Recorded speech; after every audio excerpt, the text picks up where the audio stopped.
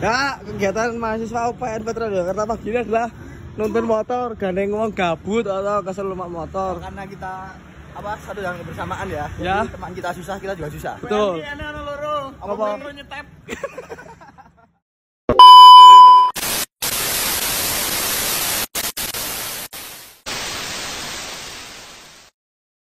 Assalamualaikum warahmatullahi wabarakatuh. Perkenalkan, nama saya Kote Pamungkas, saya dari kelas Ilmu Komunikasi kelas E. NIM saya 153241178. Di sini saya akan membahas tentang transformasi sistem penyiaran, teknologi terbaru dan dampaknya. Itu adalah salah satu dari matkul broadcasting, menjadi salah satu tugas UTS buat saya.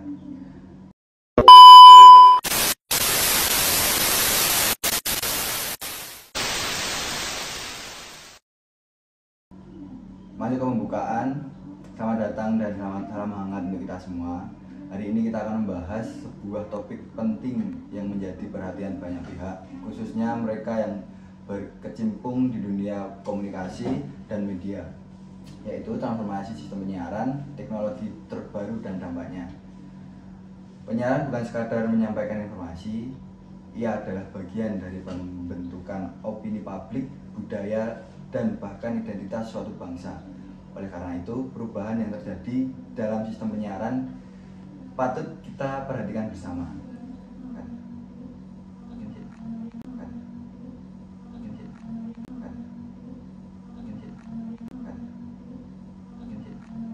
A few moments later.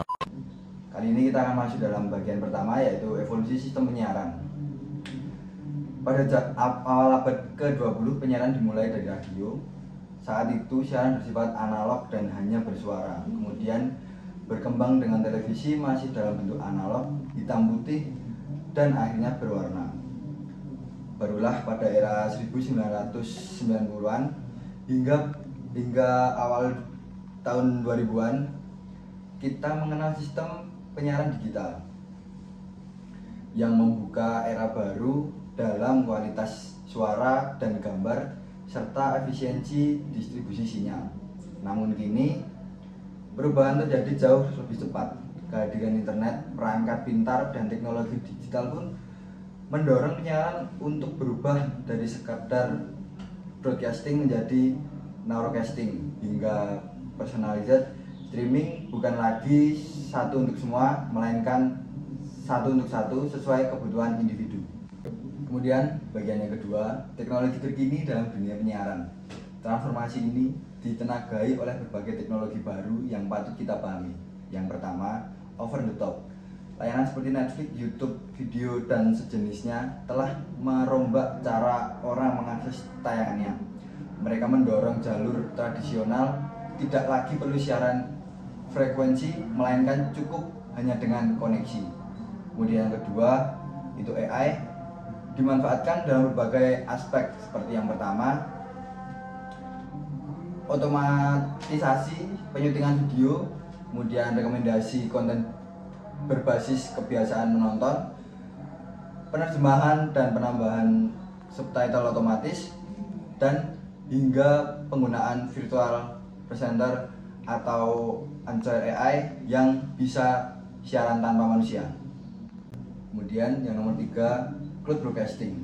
Dengan cloud, teknologi proses produksi, editing, bahkan distribusi konten bisa dilakukan tanpa harus berada di lokasi fisik tertentu. Hal ini sangat membantu dalam efisiensi biaya, kolaborasi jarak jauh, serta fleksibilitas kerja. Dan yang keempat, 5G dan streaming real time. Konektivitas super cepat dari jaringan 5G membuka peluang baru dalam live broadcasting dengan kualitas tinggi dan hampir tanpa lag. Kemudian liputan berita atau olahraga kini bisa dilakukan dengan satu smartphone dan koneksi 5G saja. Yang kelima, itu virtual reality. Teknologi ini memberikan pengalaman yang lebih interaktif dan intensif, terutama untuk konten hiburan, edukasi, dan olahraga. Bayangkan menonton konser atau pertandingan dari sudut pandang pemain hingga semua itu kini menjadi mungkin. Yang keenam dan yang terakhir itu adalah big data atau analitik. Penyiaran ini tidak hanya menayangkan, tetapi juga menganalisis dengan data penonton yang dikumpulkan dari platform digital.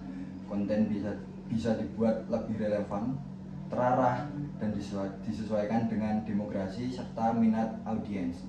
Kemudian kita masuk dengan bagian ketiga, yaitu dampak transformasi teknologi terhadap dunia penyiaran. Transformasi teknologi ini tentu membawa berbagai dampak, baik positif maupun tantangan yang harus dihadapi.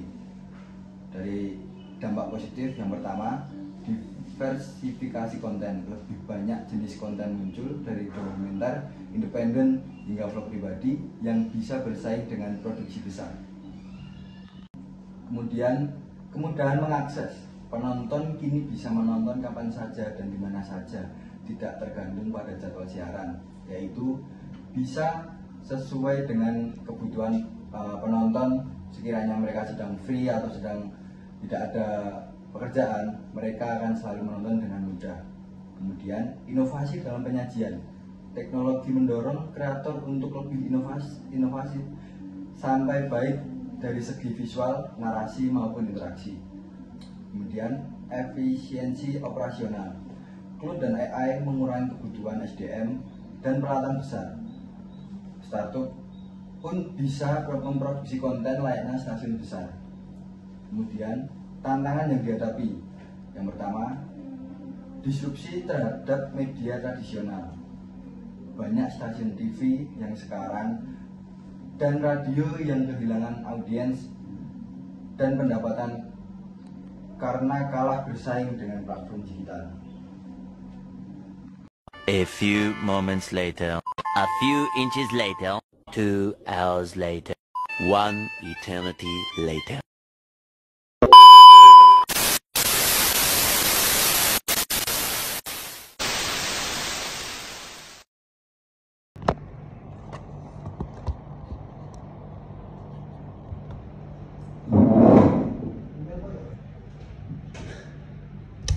Kemudian untuk bagian yang ketiga, itu evolusi sistem penyiaran, yaitu awal mula penyiaran radio analog, televisi tabung, dan siaran terbatas. Kemudian perkembangan ke siaran digital, kualitas lebih tinggi, efisiensi, spektrum, dan sefrekuensi. Kemudian masuknya internal, siaran daring atau live streaming, podcast, YouTube. Kemudian contoh TV analog ke digital di Indonesia seperti analog switch off. Kemudian teknologi terbaru dalam penyiaran, yaitu BZ broadcasting, peralihan dari sistem satelit atau terestrial ke jaringan internet seperti Netflix, video Disney. Lebih fleksibel, bisa on demand. Kemudian AI, produksi berita otomatis, subtitle otomatis, analisis tren. Kemudian 5G, latensi rendah, mendukung siaran langsung resolusi 4000 hingga 8000 dan lebih mobile and friendly. Kemudian interaktivitas, pengalaman menyaksikan konten secara imersif, contoh seperti konser virtual. Dan penonton juga bisa berinteraksi langsung saat bersiaran. Kemudian keamanan konten, melindungi hak cipta, distribusi lebih aman.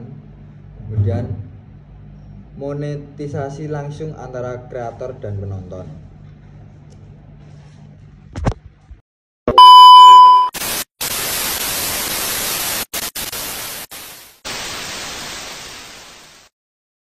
Kemudian bagian yang keempat, yaitu tantangan bagi regulator dan masa depan penyiaran. Pemerintah dan lembaga penyiaran dituntut untuk yang pertama, menyusun regulasi yang melindungi masyarakat tanpa membatasi inovasi. Kemudian mendorong keberagaman konten lokal agar tidak kalah dengan produk luar. Kemudian menjamin akses penyiaran yang merata di seluruh daerah.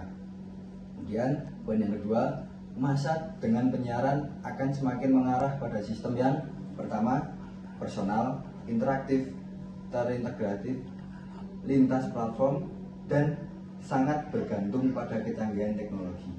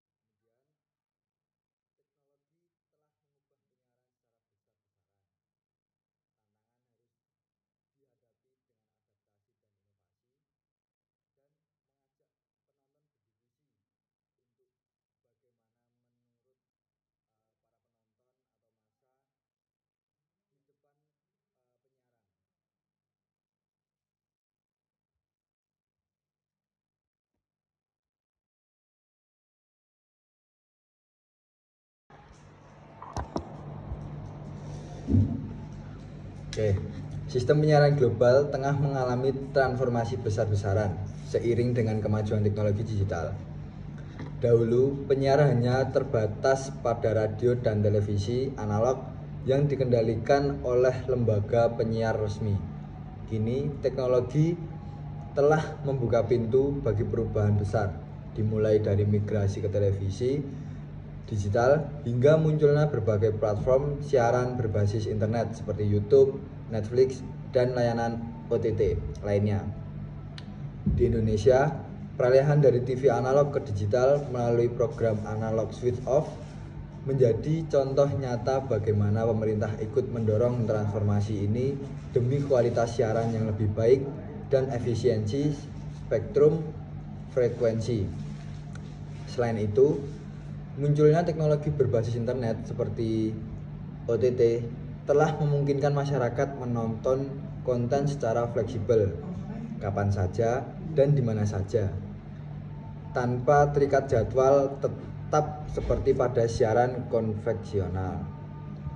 Tidak hanya itu, perkembangan teknologi kecerdasan buatan atau AI juga memberi dampak besar.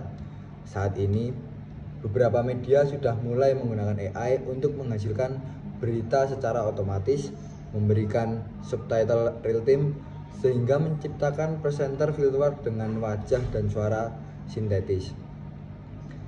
Teknologi 5G juga mempercepat kualitas siaran langsung, memungkinkan streaming 4.000 bahkan 8.000 tanpa buffering. Sementara itu, teknologi reality dan virtual reality mulai digunakan dalam dunia hiburan dan pendidikan untuk menciptakan pengalaman imersif yang lebih nyata. Contohnya, bisa kita lihat di Korea Selatan, di mana konser K-pop itu membuat penonton seolah-olah hadir langsung di lokasi, meskipun mereka tidak hadir langsung ke lapangan, tetapi melihat secara streaming atau siaran.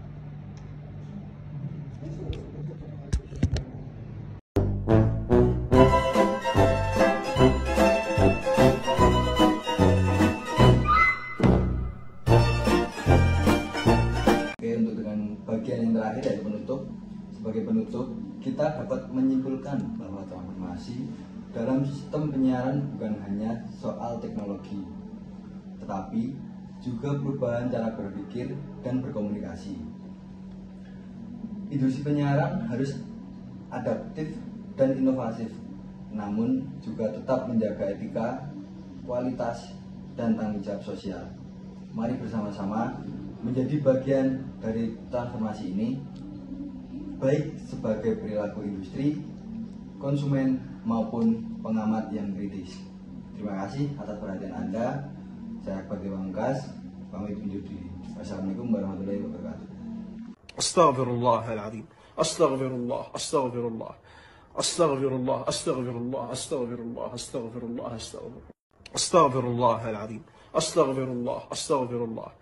Astaghfirullah, astaghfirullah, astaghfirullah, astaghfirullah, astaghfirullah.